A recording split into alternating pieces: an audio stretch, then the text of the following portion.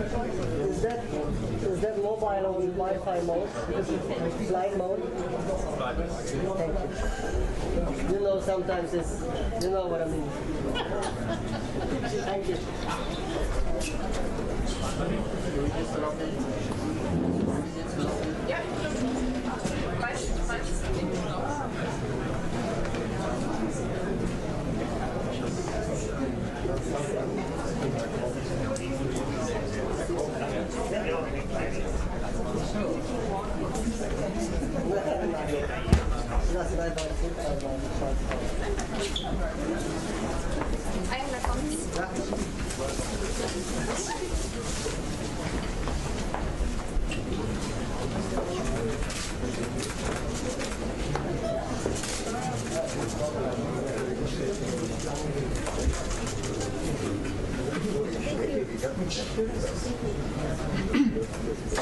One second, please.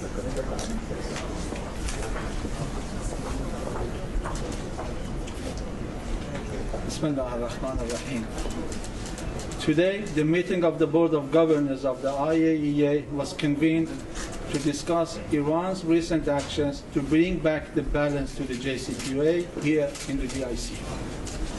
It is worth mentioning that due to the rules and procedures of the Board of Governors, every member of the agency, including members to the Board of Governors, can request a board meeting. Yet it is a sad irony that this meeting was convened by the request of the United States. The regime, which has illegally and unilaterally withdrawn from the JCPOA and has violated all its commitments under the deal, to discuss implementation of Iran's commitments. The United States has not only withdrawn from the JCPOA and violated its own commitments, but through political and economic pressure, prevents international community, states and private entities to implement their commitments towards Iran. This U.S. behavior, which is in the defiance of international law, not only make normal business relations with Iran, which is the goal of the JCPOA, difficult, but also contrary to the U.S. claim, directly and negatively affects the humanitarian transactions, inability of humanitarian organizations and even Iranian expatriates to transfer their contributions during the recent devastating floods in Iran is a clear example. The United States has imposed economic terrorism against some states, including through imposition of sanctions and extraterritorial application of them. The sadistic tendency of the United States to use illegal unilateral sanctions as an instrument to coerce sovereign states and private entities should come to an end. The United States' destructive actions and adoption and application of the doomed to fail policy of maximum pressure is the main cause of current situation and Iran's decisions to bring back the balance to the JCPOA.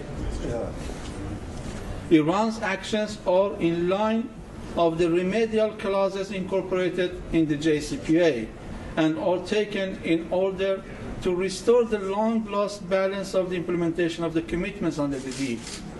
Unlike the United States, Iran has acted responsibly and has resorted to the civilized dispute resolution mechanism of the JCPOA, which resulted in 11 commitments of the remaining participants based on the JCPOA with regard of Iran, incorporated initially stated in the 6th July joint statement of ministerial meeting of the Joint Commission of the JCPOA. Regrettably, mainly due to the United States' constant obstruction, disruption, and sabotage, no consequential practice outcome has been achieved, and the issues arising from the unilateral withdrawal of the U.S. remained unresolved.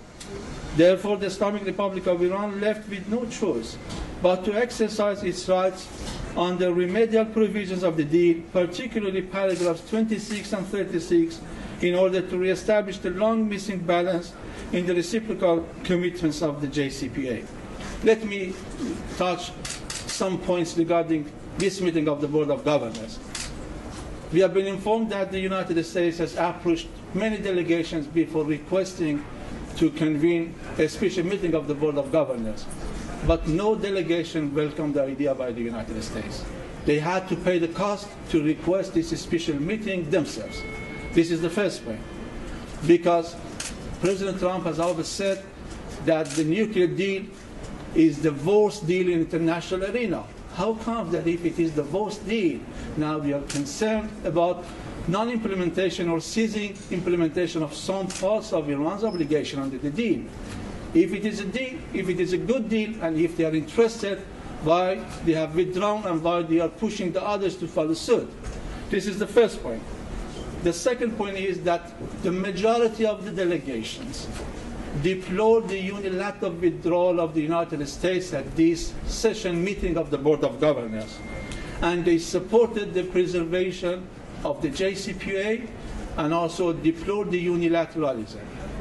The majority of the board members and also the observer member states requested all parties to the JCPOA to implement their own obligations under the deal full and effectively.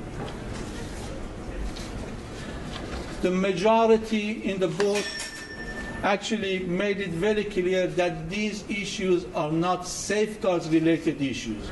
These are obligations and issues related to the implementation of the JCPOA, and the Board of Governors is not an appropriate forum to discuss these issues that are not related to the IAEA and the safeguard obligations of Iran. So this was also was made very, very clear by a majority of the members in the meeting of the Board of Governors. The last but not the least is there was no formal outcome of this meeting. That was the intention of the United States actually to have some formal outcome, even there was no conclusion by the chair of the Board of Governors, because it was the precedent in the sessions of the Board of Governors. At least we had the conclusion by the chair of the Board of Governors summarizing the remarks of all delegations. But even because it was a ridiculous request by the United States and it was not welcomed by even a single delegation, there was no conclusion for this Board of Governors. Thank you very much. Ambassador, a question from Mr. General. Can you spell out for us what Iran will do in 2 months' time if it doesn't have from the Europeans the economic help? We've heard various things about centrifuges, about 20% enrichment, about verification. Can you spell out for us what Iran will do? And when do you expect the meeting of the Joint Commission that the Europeans called for yesterday? As it was stated before by our high-ranking officials, including the President and Minister for Foreign Affairs, Iran will see some parts of implementation of its obligations under the deal every 60 days, unless there is going to be substantial progress made toward the implementation of the obligations of other remaining parties to the JCPOA, especially the European Union and the EU3. But when it comes to the third phase, actually, yes, there would be some actions after 60 days, but no special action still has been specified. There are options on the table.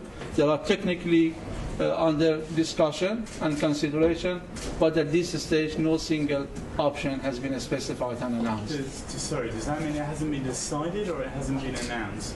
And what about the Joint Commission? It is still under consideration. We are considering various options for the third phase. But it depends on the practical steps that the Europeans are taking towards implementation of their own obligations under the deal. And the Joint Commission, sir? When do you expect that to be?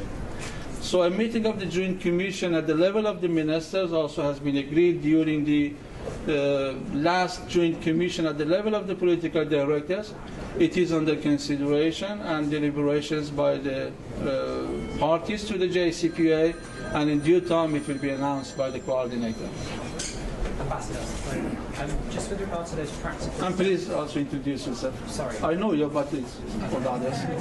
Just in the character of AFP. In regards to the practical steps that you were talking about that Europeans need to take, in the past 2 weeks, since Iran has begun this process of not sticking by sanctions to JCPOA, how would you assess the steps that have been taken by the Europeans so far? Is it encouraging? Is it enough? What else needs to happen? You know, we have made two issues, actually two important requests to be accomplished by the Europeans and the remaining parties to the JCPOA. One is regarding the financial channel system, and the other is regarding the import of Iranian oil. When it comes to the INSTEX, yes, in the last Joint Commission meeting, the INSTEX has been declared operationalized by the coordinator of the Joint Commission. But in our view, the INSTEX is going to be operationalized when there are three criteria to be met.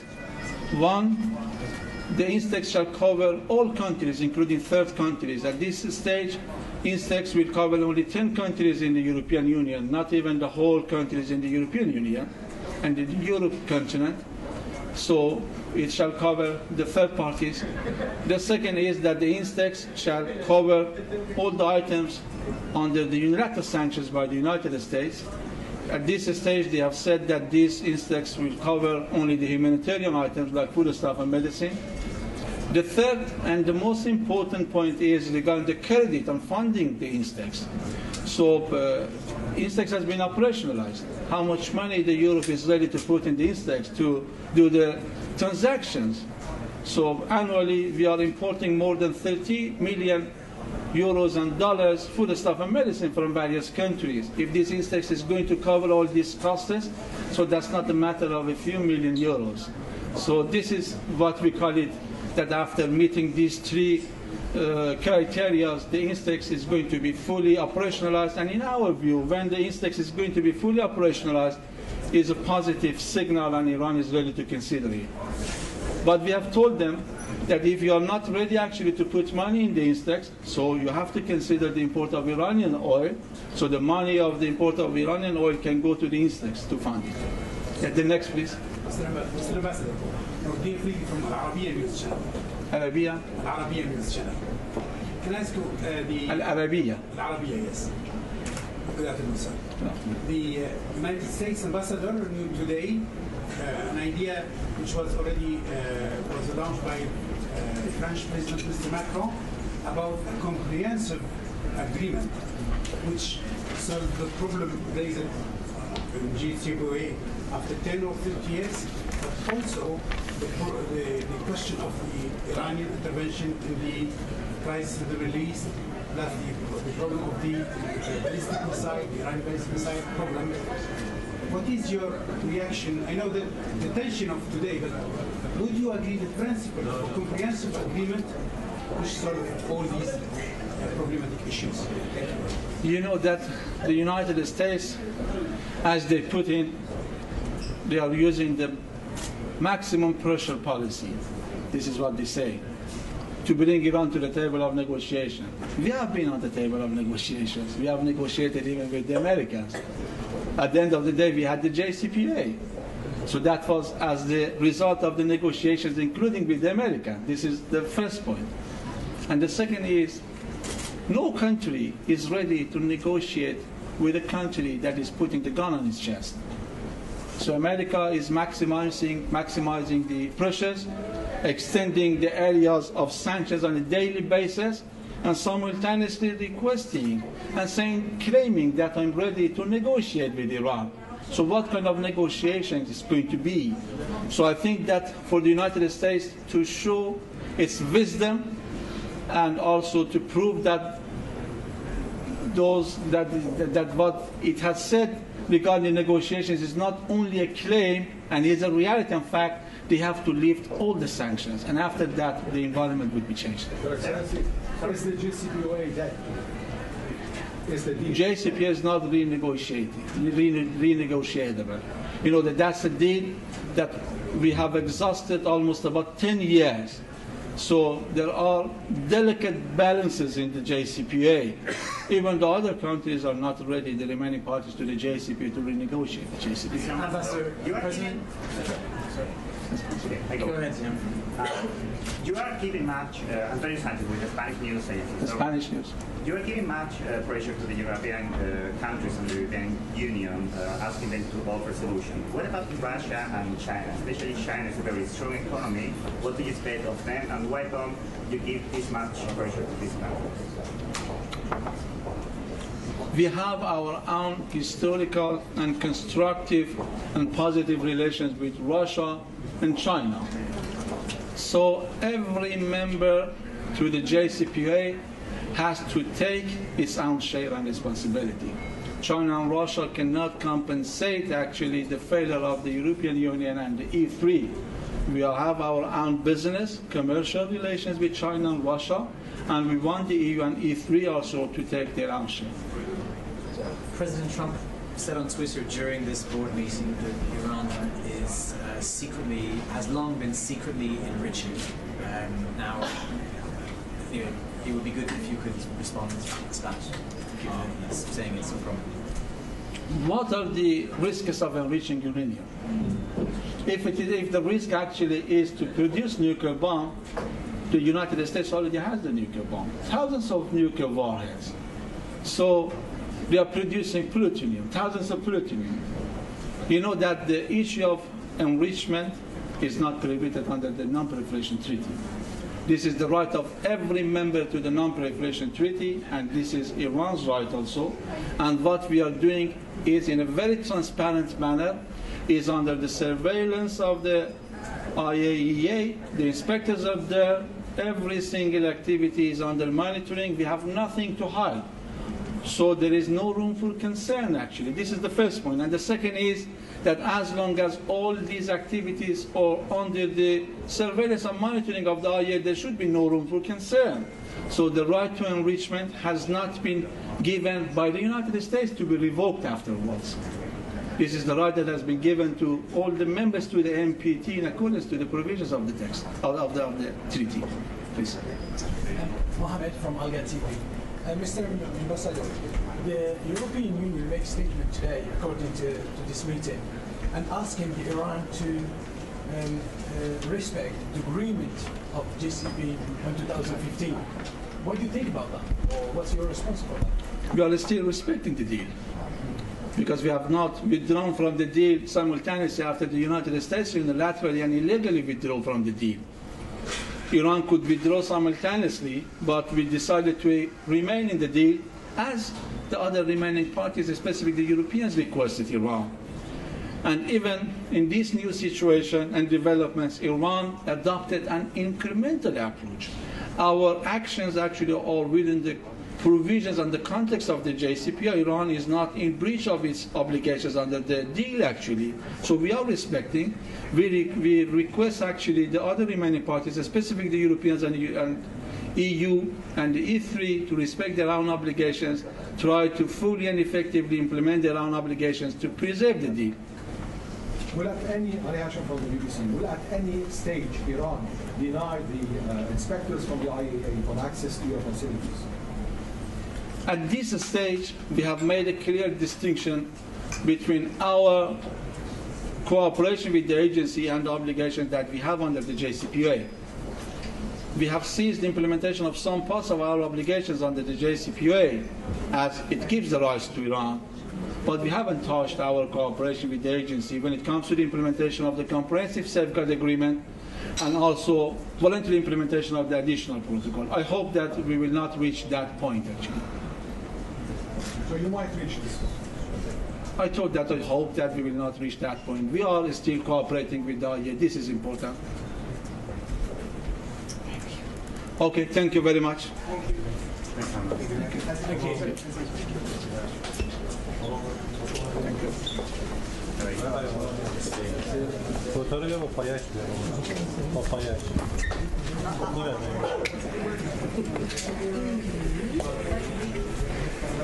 you.